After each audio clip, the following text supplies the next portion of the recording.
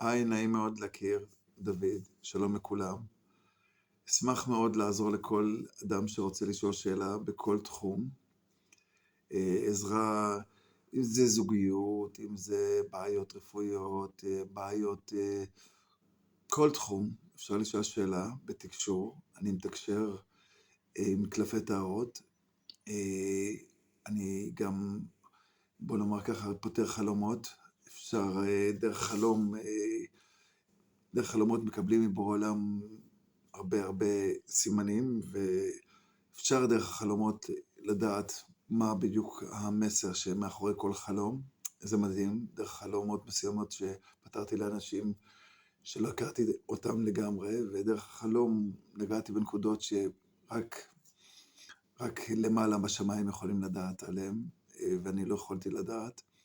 אני גם רואה כל אדם באופן ישיר בחוכמת הפרצוף. אני רואה את הפרצוף של האדם, אני יכול לדעת מי הוא ומה הוא.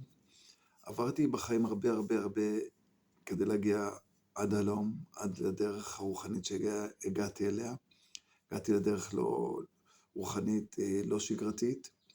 שתכירו אותי בהמשך, אני גם אספר לכם על הדרך ועל דברים.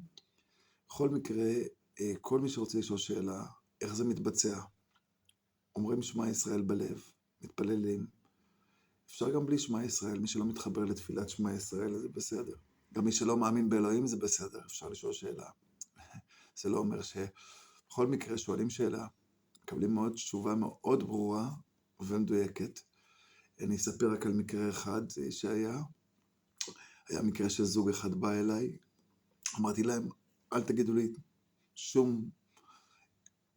את השאלה שאתם רוצים, תשאלו אותה, תגידו שמע ישראל בלב, 5 דקות, 3 דקות, התפללו בצד, תחזרו אליי.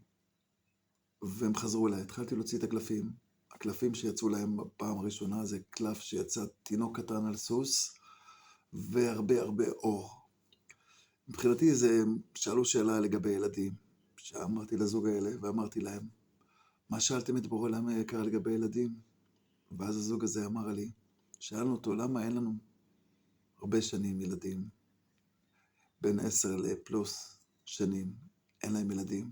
שאלו אותו, והם שאלו את בורא עולם ואמרו שהלכו לכל הרופאים.